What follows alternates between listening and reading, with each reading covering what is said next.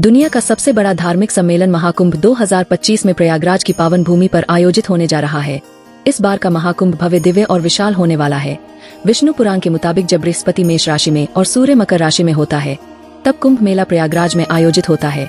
कुंभ मेला हिंदू धर्म का एक प्रमुख धार्मिक पर्व है जो हर 12 साल में आयोजित किया जाता है।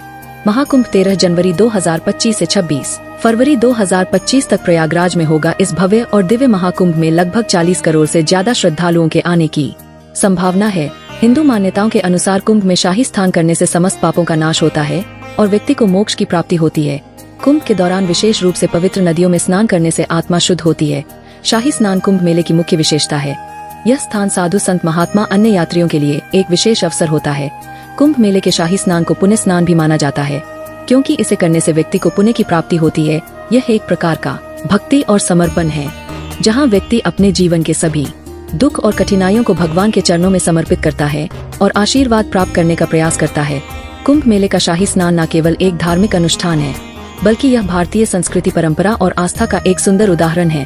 प्रयागराज में लगने वाले महाकुंभ का महत्व सबसे ज्यादा इसीलिए है क्योंकि प्रयागराज सबसे प्राचीन शहरों में से एक है और यहाँ विशेष रूप से 3 नदियों का त्रिवेणी संगम है। माँ गंगा, यमुना और अदृश्य माँ सरस्वती के संगम यानी मिलन बिंदु को त्रिवेणी संगम के नाम से जाना जाता है और इसी पवित्र त्रिवेणी संगम पर स्थित होने की वजह से इस स्थान को प्रयागराज कहा जाता है। पौराणिक ग्रंथों के अनुसार प्रयागराज तीर्थराज है यानी सभी तीर्थों का राजा। प्रयागराज में प्रतिवर्ष माघ मेला, हर 6 वर्ष में अर्ध कुंभ मेला और 12 साल में महाकुंभ का आयोजन होता है।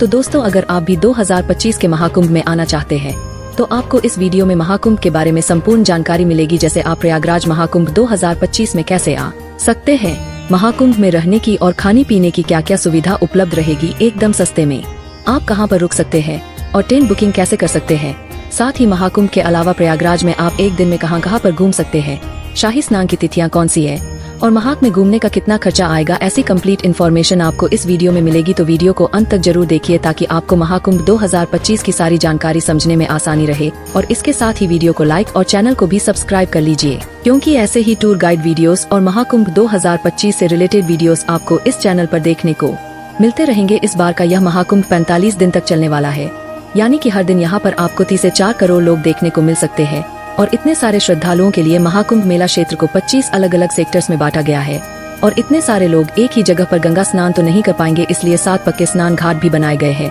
और साथ ही कुंभ मेले का क्षेत्रफल 3200 हेक्टेयर से बढ़ाकर 4000 हेक्टेयर किया गया है जहाँ पर कल्पवासियों के लिए तंबू बने हुए हैं और यहाँ पर मेले के दौरान कई कथावाचक मौजूद होंगे जो की कथा करेंगे। उनके लिए पंडाल बने हुए रहेंगे, लोगों के खाने पीने, सोने और शौचालय की व्यवस्था भी रहेगी और बहुत सारी चीजों की फ्री सेवा रहेगी। अगर अभी भी आपको लग रहा है कि यह कोई छोटा मोटा कुंभ है तो आप इसका अंदाजा इस बात से लगा सकते हैं कि इस महाकुंभ को हैंडल करने के लिए यानी सिक्योरिटी देने के लिए 3761 पुलिसकर्मी रहेंगे और इस पूरे संगम को साफ सुथरा रखने के लिए 22,000 से ज्यादा सुरक्षा कर्मचारी होंगे। इसके अलावा कई NGO अपनी सेवा प्रदान करेंगे और इस पार से उस पार आने जाने के लिए गंगा यमुना की जलधारा पर 30 पीपा पुल का निर्माण हुआ है जिसे पांटूल पुल कहा जाता है। यह मेला न केवल भारत के लिए बल्कि विदेशों से आने वाले लोगों के लिए भी एक महत्वपूर्ण अवसर है। ऐसे में प्रशासन ने इस भव्य आयोजन को सफल और सुरक्षित बनाने के लिए व्यापक तैयारियां की है। मेले में आने वाले श्रद्धालुओं के लिए यात्रा की व्यवस्था को सुचारू बनाने के लिए अलग अलग रास्ते निर्धारित किए गए हैं। प्रयागराज शहर के चारों ओर यातायात का प्रबंधन इस तरह से किया गया है कि लोगों को किसी भी तरह की समस्या का सामना नहीं करना पड़ेगा। प्रशासन ने शहर के अलग अलग हिस्सों में पार्किंग की व्यवस्था भी की है ताकि श्रद्धालु अपनी गाड़ियों को सुरक्षित स्थान पर रख सके। विशेष रूप से पीक डेज यानी शाही स्नान वाले दिनों में जब सबसे ज्यादा भीड़ रहेगी तब श्रद्धालुओं को केवल 1 से 5 किलोमीटर तक पैदल चलना होगा और बाकी अन्य दिनों में आपको सिर्फ 1 किलोमीटर से ज्यादा पैदल नहीं चलना पड़ेगा। और सिर्फ महाकुंभ में आने वाले लोगों के लिए पूरे देश भर से 3000 से स्पेशल ट्रेन सहित 13,000 से ज्यादा ट्रेन चलाई जाएगी और ट्रेन के साथ ही प्रयागराज में 7000 बस भी महाकुंभ के लिए चलेगी। इससे कुंभ में आने जाने के लिए आपको कोई भी समस्या नहीं आएगी। अब बात कर लेते हैं प्रयागराज कैसे पहुंचा जाए। देखिए, प्रयागराज में काफी सारे रेलवे स्टेशन बने हुए हैं जैसे प्रयागराज जंक्शन, प्रयागराज रामबाग, प्रयाग संगम, नैनी जंक्शन, प्रयाग चिपकी जंक्शन, दारागंज, सुभेदारगंज, बमरोली, फाफामाऊ जंक्शन और झूसी। अगर आपके यहाँ से इन रेलवे स्टेशन तक ट्रेन आती है तो आप इनमें से कहीं पर भी आ सकते हैं जो कि त्रिवेणी संगम से 7 से 8 किलोमीटर के डिस्टेंस पर ही है। वैसे सबसे नजदीकी रेलवे स्टेशन की अगर हम बात करें तो प्रयागराज जंक्शन, प्रयागराज शिवकी, प्रयागराज रामबाग और प्रयागराज संगम यह नजदीकी रेलवे स्टेशन है। प्रयागराज के लिए इंडिया के सभी मुख्य रेलवे स्टेशनों से रेल कनेक्टिविटी इजली अवेलेबल है तो आप बाय ट्रेन यहाँ तक आसानी से पहुँच सकते हैं। रेलवे स्टेशन तक आने के बाद संगम तक पहुंचने के लिए आपको रेलवे स्टेशन के बाहर से ही के चार्ज पर शेयरिंग ई रिक्शा मिल जाएगा। प्रयागराज पहुंचने के बाद सबसे जरूरी बात रहती है यहाँ पर रहने की क्या सुविधा है और टेंट बुकिंग कैसे करें। तो अगर आप टेंट बुकिंग करना चाहते हैं तो आप ऑनलाइन इन 6 में से किसी भी एक वेबसाइट पर जाकर बुकिंग कर सकते हैं। सिर्फ इन 6 कंपनियों को ही यूपी सरकार की ओर से महाकुंभ में टेंट लगाने का टेंडर मिला है, तो आप टीसी के टेंट भी बुक कर सकते हैं। इन टेंट सिटी में टेंट बुकिंग के लिए आपको एक से बढ़कर एक पैकेज मिल जाएंगे। अगर आपका बजट अच्छा खासा है तो आप कोई भी पैकेज सिलेक्ट कर सकते हैं, जिसमें आपको रेलवे स्टेशन से या एयरपोर्ट से पिकअप और ड्रॉप की फैसिलिटी के साथ ही लंच डिनर तक की फैसिलिटी भी मिल जाती है। लेकिन इन टेंट के चार्जेस की शुरुआत एक दिन के लिए 10 लाख रुपए से लेकर 80 हज तक है, जिनमें सेमी डीलक्स, लक्स और लग्जरी लक्स कॉटेजेस शामिल है। और वही फॉर्मेटिक के लिए 15 लाख रुपए से आप ऑनलाइन होटल बुकिंग भी कर सकते हैं। अगर आपका बजट टेंट या महंगी होटल बुक करने का नहीं है तो प्रयागराज में काफी सारी सस्ती और अच्छी धर्मशालाएं भी बनी हुई है। इनमें भी आप अपने रहने की सुविधा का बंदोबस्त कर सकते हैं और यह धर्मशालाएं संगम के नजदीक में ही स्थित है, तो आपको और भी सुविधा मिल जाएगी। और अगर आपका बजट बिल्कुल भी नहीं है या आपको रूम अवेलेबल नहीं मिलता है तो आप बिल्कुल भी निराश ना रहे। यहाँ पर प्रशासन की ओर से महाकुंभ में अलग अलग जगहों पर रेन बसेरा शिविर की सुविधा भी उपलब्ध रहती है, जहाँ पर आप सिर्फ अपना आधार कार्ड दिखा करके बिल्कुल निशुल्क फ्री में आराम से रह सकते हैं। और अगर आप मेला परिसर में टेंट में रहना चाहते हैं और कल्पवास करना चाहते हैं तो आप यहाँ डायरेक्ट पहुँचकर किसी पंडित से जिन्होंने यहाँ पर टेंट लगाया है उनसे बात कर सकते हैं, और जो भी वह अमाउंट मांगेंगे अगर आपके बजट में हो तो आप उस हिसाब से अपना बंदोबस्त कर सकते हैं। बस आप कोशिश करें कि संगम के आसपास ही टेंट बुकिंग करें या होटल बुकिंग करें। और अगर त्रिवेणी संगम के पास आपकी टेंट बुकिंग नहीं हो पाती है तो आप होटल सिर्फ रामबाग या रेलवे स्टेशन रोड पर ही लेना, क्योंकि जितनी भी टूरिस्ट प्लेसेस है वह सभी रामबाग से 2 से 4 किलोमीटर के डिस्टेंस पर ही स्थित है। और यहाँ पर आपको सिर्फ 1000 से 20 लाख रुपए मेले की महत्वपूर्ण तिथियों की बात करें तो 2025 में होने वाले महाकुंभ का आयोजन अत्यधिक भव्य और ऐतिहासिक होने वाला है। महाकुंभ जो भारत का सबसे बड़ा धार्मिक आयोजन माना जाता है, जिसमें करोड़ों श्रद्धालु देश विदेश से स्नान करने आते हैं और मोक्ष तथा पुण्य की डुबकी लगाते हैं। इस महापर्व में आस्था की डुबकी लगाने का हर एक स्नान विशेष महत्व रखता है, क्योंकि इन्हें धार्मिक दृष्टिकोण से बहुत ही पवित्र और लाभकारी माना गया है। जैसा कि हम सभी जानते हैं, महाकुंभ में स्नान की तिथियां ज्योतिषीय और धार्मिक मान्यताओं के आधार पर तय की जाती है और हर एक स्थान के पीछे एक धार्मिक मान्यता जुड़ी हुई है। पौष पूर्णिमा 13 जनवरी 2025 को महाकुंभ का आगाज होगा। अगले दिन मकर संक्रांति 14 जनवरी 2025 को होने वाला यह स्थान महाकुंभ का पहला प्रमुख स्थान माना जाता है। इस दिन गंगा, यमुना और सरस्वती के संगम में स्नान करना अत्यधिक पुण्यकारी होगा। फिर मौनी अमावस्या यानी 29 जनवरी 2025 को महाकुंभ का सबसे महत्वपूर्ण स्थान है। दिन गंगा, यमुना और सरस्वती के संगम में स्नान करना अत्यधिक पुण्यकारी होगा, जब सबसे ज्यादा श्रद्धालु पवित्र संगम में डुबकी लगाते हैं और मौन रहकर इस दिन स्नान करने से कहते हैं कि मानसिक शांति और मोक्ष की प्राप्ति होती है। उसके बाद 3 फरवरी 2025 को होगा बसंत पंचमी का दिन और इस दिन का स्नान खास तौर पर ज्ञान और बुद्धि की देवी माँ सरस्वती को समर्पित होता है।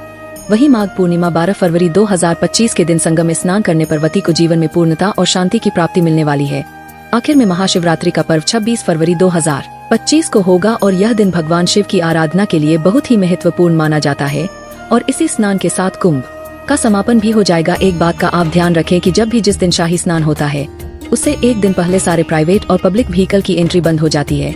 तो अगर आप शाही स्नान के पर्व पर कुंभ में आना चाहते हैं तो ध्यान रखिएगा कि आपको एटलीस्ट किसी भी एक शाही स्नान के दिन से 2 दिन पहले पहुंचना होगा। सपोज अगर आप 14 जनवरी को स्नान करना चाहते हैं तो आप एटलीस्ट 12 जनवरी को मॉर्निंग में या आफ्टरनून तक यहाँ पर पहुँच जाए, ताकि आप अपने व्हीकल से या पब्लिक व्हीकल से महाकुंभ मेला परिसर तक पहुँच सके। अब आपको कुंभ की विशेष तिथियों और स्नान पर्व के बारे में तो पता चल गया, लेकिन यह कुंभ लगाया क्यों जाता है, इसके पीछे की कहानी क्या है, आइए जानते हैं। हमारे देश की आबादी इस समय 140 करोड़ है, लेकिन जरा अंदाजा लगा कि आज से 200 साल पहले कितने लोग कुंभ में आते थे। साल 1796 के कुंभ मेले में 25 लाख लोगों ने संगम में डुबकी लगाई थी। उस समय इलाहाबाद पर अंग्रेजों का कब्जा था और इस मेले में आई भीड़ को देखने के बाद अंग्रेजों ने प्रयागराज में डुबकी लगाने पर टैक्स लगा दिया था। ईस्ट इंडिया कंपनी के रिकॉर्ड में हमें पता चलता है कि साल 1806 में कंपनी ने हर व्यक्ति पर 1 रुपया का टैक्स लगा दिया था और उस समय 1 रुपया में एक आदमी के पूरे महीने का जीने का खर्चा चल जाता था। पौराणिक कथाओं के अनुसार ऐसा माना जाता है कि ऋषि दुर्वासा ने सभी देवी देवताओं को श्राप दे दिया था। इससे देवताओं की शक्तियां चली गई। देवताओं की कमजोरी का फायदा उठाकर राक्षसों ने स्वर्ग लोक पर कब्जा कर लिया। फिर जब ब्रह्मा जी के पास देवताओं ने मदद की गुहार लगाई तो ब्रह्मा जी ने अमृत पान करके अपनी शक्तियों को वापस पाने की सलाह दी, लेकिन यह काम करने में मुश्किल यह थी कि उसे पाने के लिए देवताओं को राक्षसों की मदद लेनी थी। फिर देवताओं ने भी यही किया। उन्होंने राक्षसों से मदद लेकर बदले में आधे अमृत को देने की बात कही और सभी राक्षस इस डील को मान गए। और फिर होती है अमृत की खोज में समुद्र मंथन की शुरुआत बड़ी मेहनत के बाद समुद्र मंथन से अमृत की प्राप्ति हुई, लेकिन जैसे ही अमृत निकला देवता और राक्षस दोनों में अमृत को पूरा हड़पने की होड़ मच गई। इसके बाद देवता राक्षसों की आंखों में धूल झोंक कर अमृत पाने में कामयाब हो गए और वह अमृत लेकर दौड़ पड़े। राक्षसों ने भी हार नहीं मानी और पूरे 12 दिनों तक उनका पीछा किया। इसी भागने भगाने में कलश से 4 अमृत की बूंदे स्वर्ग से धरती पर गिर गई। माना जाता है कि यह बूंदे हरिद्वार की गंगा नदी, प्रयागराज में त्रिवेणी संगम, उज्जैन में शिव नदी और नासिक में गोदावरी नदी में गिरी थी। अब यह 4 बूंदे जहाँ जहाँ पर गिरी आज वहीं पर कुंभ मनाया जाता है और हर 12 साल के अंतराल में कुंभ मनाने के पीछे की कहानी यह है कि पौराणिक ग्रंथों में कहा जाता है कि देवताओं के 12 दिनों का अर्थ है मानव के 12 साल, इसीलिए हर साल 12 और 3 साल के अंतराल पर चारों स्थानों पर कुंभ मेले का आयोजन होता है। और ऐसा कहा जाता है कि एस्ट्रोलॉजिकल कैलकुलेशन के बाद जब कुंभ मेले का समय आता है तो यह नदियां वही अमृत का रूप धारण करती है जिनमें नहाने से लोगों के सभी पाप हमेशा हमेशा के लिए धुल जाते हैं और उन्हें मुक्ति मिल जाती है। अब हम जानते हैं प्रयागराज की कौन कौन सी जगह घूमने लायक है। सबसे पहले आपको संगम स्थान करना है, जिसके लिए नाव में बैठकर आपको त्रिवेणी संगम तक जाना होता है। त्रिवेणी संगम में आप गंगा नदी और यमुना नदी को मिलते हुए अच्छे से देख सकते हैं, लेकिन सरस्वती नदी अदृश्य है तो वह हमें दिखाई नहीं देती है। संगम में स्नान करने के बाद आप आ जाए इस अकबर के किले में। इस किले के अंदर है ये अक्षयवट, जो कि इतना प्राचीन है कि 4 युगों से भगवान विष्णु से लेकर 5 पांडव यहाँ तक आ चुके हैं। यहीं पर पातालपुरी मंदिर बना हुआ है जिसका इतिहास काफी रोचक है और यहाँ से पास में ही श्री बड़े हनुमान जी का मंदिर है। इस मंदिर में हनुमान जी लेटी हुई मुद्रा में अपने भक्तों को दर्शन देते हैं और इस मंदिर का इतिहास भी काफी प्राचीन है। लेटे हुए हनुमान जी के दर्शन करने के बाद यहाँ से 200 मीटर दूर आप आ जाइए आदि शंकर विमान मंडपम मंदिर में। यह मंदिर प्रयागराज का प्रसिद्ध मंदिर है। द्रविड़ संस्कृति में मंडप यानी मंदिर का प्रवेश द्वार होता है जो कि स्तंभों पर टिका होता है। जैसे यह मंदिर 16 खंभों पर टिका हुआ है और मंदिर के ऊपर का गुंद विमान कहलाता है, इसीलिए इस मंदिर का नाम है आदि शंकर विमान मंडपम। और इस मंदिर में हमें काफी सारे देवी देवताओं के दर्शन मिलते हैं। संगम पर सभी मुख्य प्लेसेस घूमने के बाद आप आ जाइए लोपी देवी मंदिर में। माँ अलोपी देवी मंदिर 51 शक्ति पीठों में से एक है और यहाँ पर माता सती के दाहिने हाथ का पंजा कटकर गिरा था। यहाँ से अब हम जाएंगे भारद्वाज पार्क और उनके आश्रम में, लेकिन वहाँ जाने से पहले दोस्तों अगर आप लंच करना चाहेंगे तो प्रयागराज में काफी सारे रेस्टोरेंट्स मिल जाएंगे, तो आप यहाँ पर लंच, डिनर और ब्रेकफास्ट कर सकते हैं। अब दोस्तों भारद्वाज आश्रम के आसपास ही बाकी की टूरिस्ट प्लेसेस मौजूद है और सबसे पहले हम जाएंगे भारद्वाज पार्क। यहाँ पर आपको भारद्वाज मुनि की बड़ी सी मूर्ति देखने को मिलती है और साथ इस पार्क में हमें भारद्वाज आश्रम की छोटी सी झलक भी दिखाई देती है और यहीं से 250 मीटर दूर भारद्वाज आश्रम स्थित है। अपने वनवास के दौरान श्री राम जी सबसे पहले यहाँ पर आए थे। भारद्वाज मुनि का यह आश्रम त्रेता युग का है और कहा जाता है कि कुंभ मेले के प्रवर्तक भी भारद्वाज मुनि ही थे। भारद्वाज आश्रम के पास में ही आनंद भवन बना हुआ है। यहाँ की एंट्री टिकट 10 रुपए और 1 रुपया की है। इस भवन में आपको पुराने जमाने की काफी सारी एंटिक चीजें देखने को मिलती है। इस भवन में जवाहरलाल नेहरू, इंदिरा गांधी, महात्मा गांधी जी रहा करते थे, तो उनकी काफी सारी यादें यहाँ पर संजोकर रखी हुई है। आनंद भवन घूमने के बाद आप आ जाए चंद्रशेखर आजाद पार्क में। 17 फरवरी 1931 को अंग्रेजों ने चंद्रशेखर आजाद को इसी जगह पर चारों ओर से घेर लिया था। फिर चंद्रशेखर जी ने अपनी पिस्तौल में बची आखिरी गोली अपने आप को ही मार ली थी। चंद्रशेखर आजाद को इसी जगह पर चारों ओर से घेर लिया था। फिर चंद्रशेखर जी ने अपनी पिस्तौल में बची आखिरी गोली अपने आप को ही मार ली थी। चंद्रशेखर आजाद पार्क के सामने पंडित जी की चाट पर कुल्लर वाला दही बल्ला, कचौरी, समोसा काफी फेमस है, तो आप यहाँ पर नाश्ता पानी भी कर सकते हैं। उसके बाद आप आ जाए प्राचीन वेणी माधव मंदिर में।